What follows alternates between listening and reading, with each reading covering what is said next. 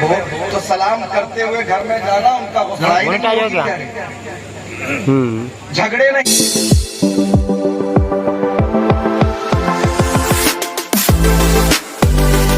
دیتا ہے تو چاند تاروں کو بھی حیرت میں ڈال دیتا ہے، وہ اپنے طلبوں کے ذرے اچھال دیتا ہے تو چاند تاروں کو بھی حیرت میں ڈال دیتا ہے۔ اور حلیمہ سعدیہ صد مرحبا مبارک ہو، خدا ایسے ہی گدڑی میں لعل دیتا ہے، سبحان اللہ سبحان ایسے ہی گدڑی میں لعل دیتا ہے۔ عزیزان محترم، آپ صرف 15 منٹ سنیں، اس کے بعد آپ اگر کہیں گے کہ مولانا تقریر جاری رکھیے تو میں رکھوں گا، ورنہ صلاۃ و سلام پڑھیں گے، دعا ہوگی، پھر آپ بھی گھر کو جائیں گے، میں بھی بریلی شریف جاؤں گا۔ میرا مزاج مسلط ہونے کا نہیں، میرا مزاج صرف یہ ہے کہ جو باتیں آپ سن رہے ہیں سن کر اس پر عمل کریں، اور ہماری زندگی کا سب سے بہترین سرمایہ یہ ہے کہ ہم نبی کے طریقے پر چلیں۔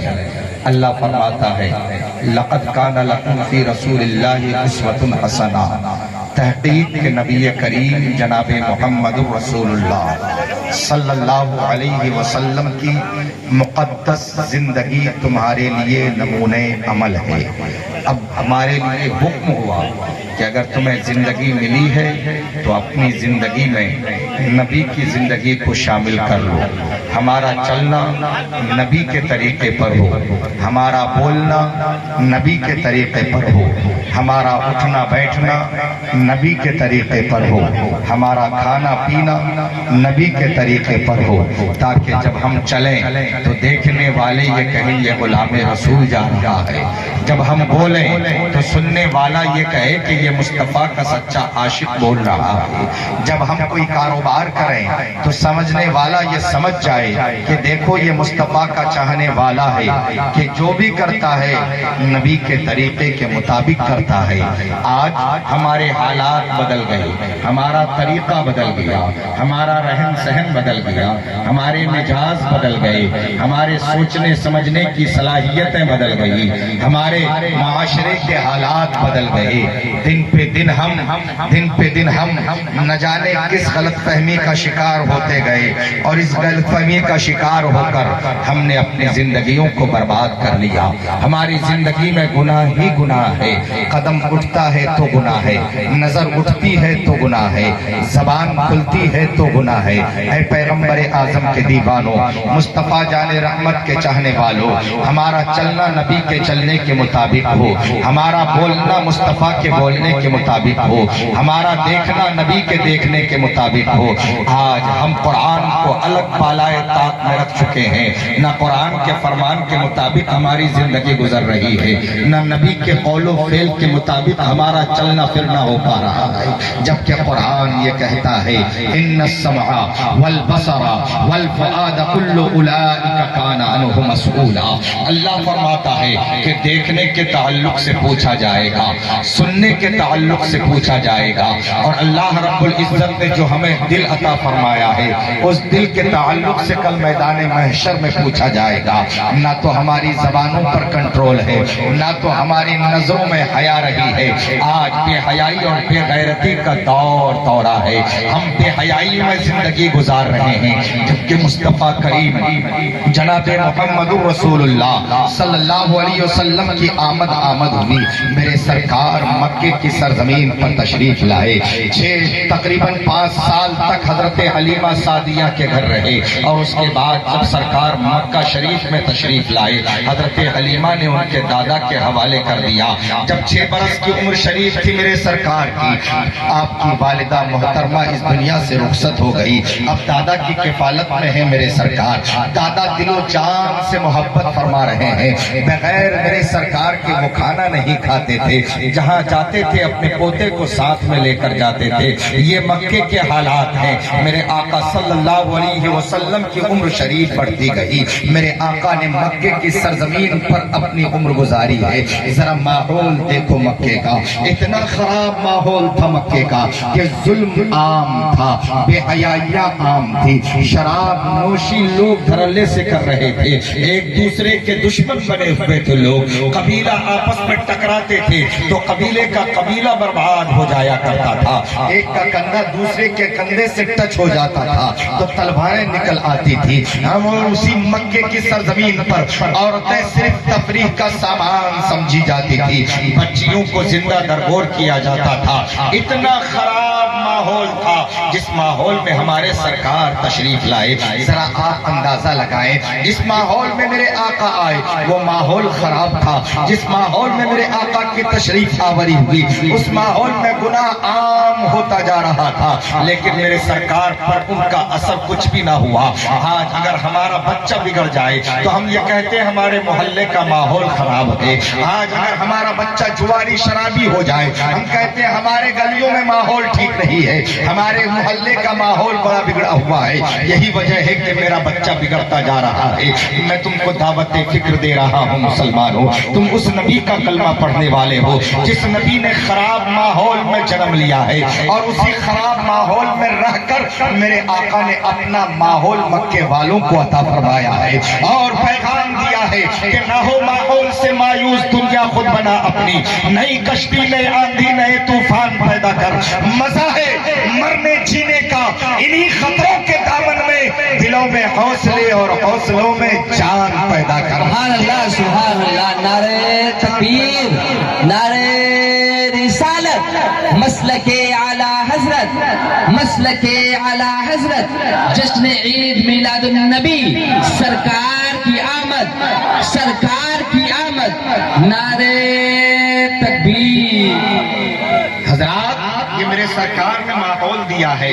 آج ہمارے محلے کا ماحول خراب ہو تو ہمارا بچہ بگڑ جائے, ہمارا بھائی بگڑ جائے, محلے میں ایک جواری پیدا ہو جائے تو نہ جانے کتنوں کو جوئے کی لت لگ جاتی ہے. ایک سٹوری آ جائے محلے میں, نہ جانے کتنے نوجوان سٹا لگانے کے لیے لائن پر کھڑے ہو جاتے ہیں. وہی ایک محلے کا نوجوان سگریٹ پینا شروع کر دے تو نہ جانے اس کے دیکھا دیکھی کتنے نوجوان سگریٹوں کو لت لگا, سگریٹوں کو اپنے منہ سے لگا لیتے ہیں. کوئی ایک گٹکا خور آ جائے تو نہ جانے کتنے بچے گٹکا کھانا شروع کر دیتے ہیں. یہ آج کے اثرات ہیں, لیکن قربان جاؤ پیارے نبی پر. مصطفیٰ کریم اسی مکے کی سرزمین پر پلے بڑھے ہیں, لیکن ماحول کا اثر میرے آقا پر نہیں ہے. میرے سرکار نے جوانی کی دہلیز پر قدم رکھی ہے, مکے کی سرزمین پر چلنا پھرنا اٹھنا بیٹھنا ہو رہا ہے. مکے والے کو ابھی یہ خبر نہیں کہ یہ پیغمبر آخر الزماں ہے, انہیں یہ پتا نہیں کہ یہ نبی یہ آخر الزماں ہے, یہ تمام نبیوں کے سردار ہیں.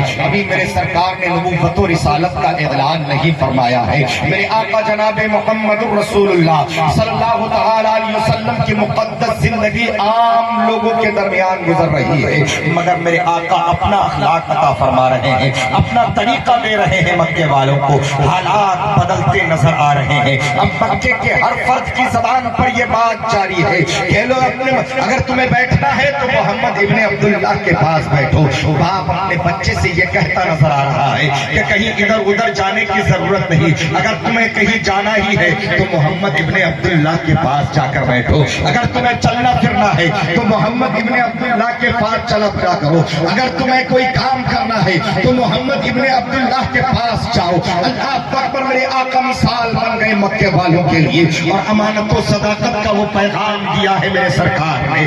مکے کی سرزمین پر جوانی کے عالم میں ہے میرے آقا, اور امانت و صداقت کا شعرہ پورے عرب میں چھاتا چلا جا رہا ہے کہ مکے کے اندر اگر سب سے بڑا امین کوئی ہے تو وہ میرے سرکار جناب محمد رسول اللہ صلی اللہ علیہ وسلم کی ذات بابرکات ہے. مکے والے کی زبان پر یہی بات جاری ہو رہی ہے, اگر مکے کے اندر کوئی سچا انسان ہے تو وہ محمد محمد ابن عبداللہ کی ذات ہے. اگر مکے میں کوئی امانت و صداقت کا علم بردار ہے تو وہ محمد ابن عبداللہ کی ذات ہے. اللہ اکبر. دیوانوں قربان جاؤ, ہم اس نبی کی امت میں ہے جس نبی نے جوانی کے عالم میں امانت و صداقت کا پرچم بلند کیا ہے, اور پورے عرب میں میرے آقا کی یہ شہرت جاری اور ساری ہو گئی کہ امین محمد رسول اللہ ہے.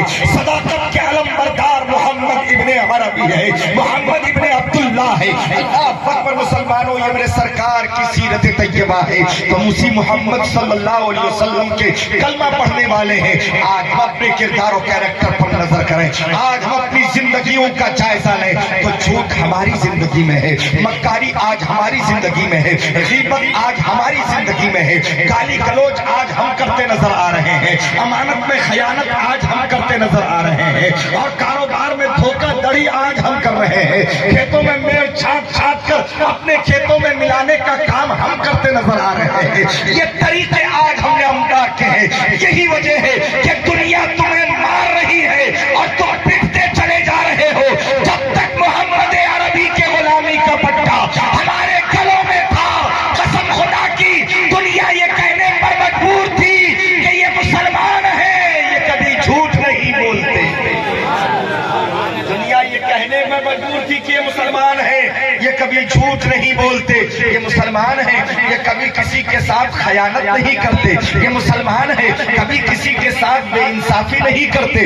اللہ اکبر. یہ دور میرے مصطفیٰ کا ہے. نبی کریم جناب محمد رسول اللہ صلی اللہ علیہ وسلم نے امانت و صداقت کا پرچم بلند کیا ہے. نوجوانوں, زندگی کے دو رخ بڑے پیارے ہوتے ہیں. ایک رخ کا نام امانت ہے تو دوسرے رخ کا نام صداقت ہے. اگر آج نوجوانوں کے اندر امانت و صداقت پیدا ہو جائے تو قسم خدا کی حالات بدلتے نظر آئیں گے, بگڑے ہوئے ماحول بدلتے نظر آئیں گے. آج آپ کے گلی محلوں میں انقلاب آ جائے گا.